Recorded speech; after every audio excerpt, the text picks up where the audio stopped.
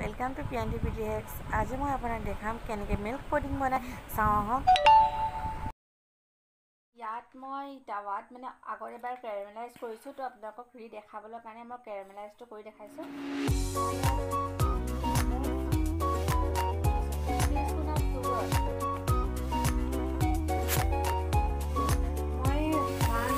मैं 2 चम्मच वाटर दिसु, 2 spoon of water for caramelize কৰিবলৈ কাৰণে দিছো।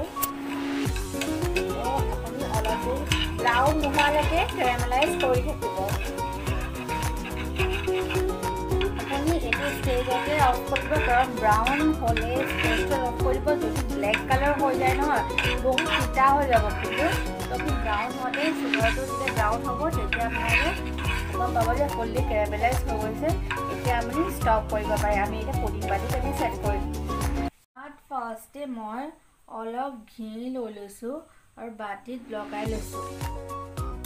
প্লাস ঘি যাতে লাগি নধৰে বনাওতে মই ঘিটো ভালকে বাটিত লগাই লৈছো।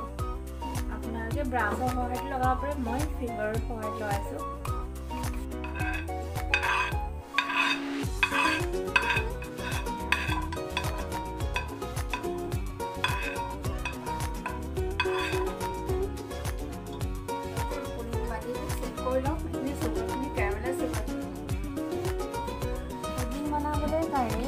গাখীৰ লাগিব, চেনি আধা লৈছোঁ মই আৰু অলপ চেনি লৈছোঁ। তো চাওঁ কেনেকৈ ষ্টাৰ্ট কৰোঁ। ফাৰ্ষ্টে আমি চেনিখিনি দি লওঁ। ইয়াত কমচে কম 3 to 4 চামুচ চেনি আছে। 3 to 4 স্পুন অফ চুগাৰ ফুল।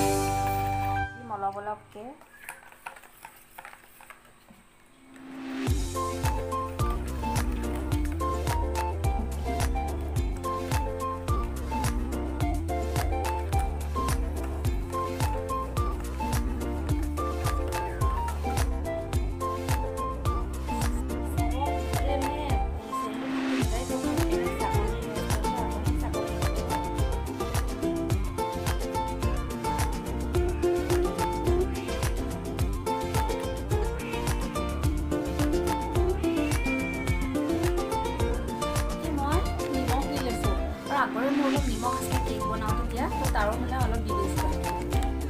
এনেকৈ নিমখ দি গৰম কৰি ল'ব।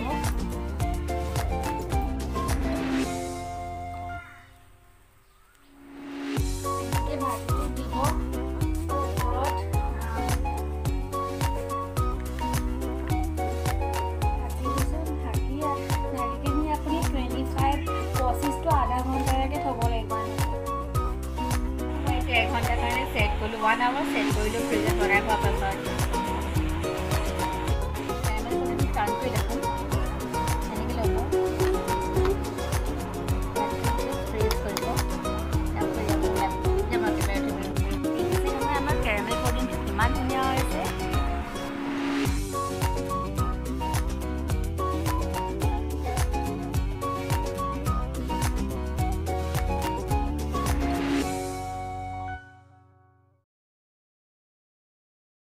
মই টেক্সচাৰটো দেখাইছোঁ কেৰামেল। চব ইমান ধুনীয়া হৈছে ন। চব বহুত চেফ, বহুত ধুনীয়া আৰু সফ্ট হৈছে, স্পঞ্জি হৈছে। খায়ো খুব ভাল লাগিব। ট্ৰাই কৰি চাব। চেনেলটো চাই ভাল পালে লাইক, শ্বেয়াৰ এণ্ড ছাবস্ক্ৰাইব কৰিব নাপাহৰিব আৰু ছাইডত থকা বেল বাটনটো টিপি দিব লেটেষ্ট ভিডিঅ'।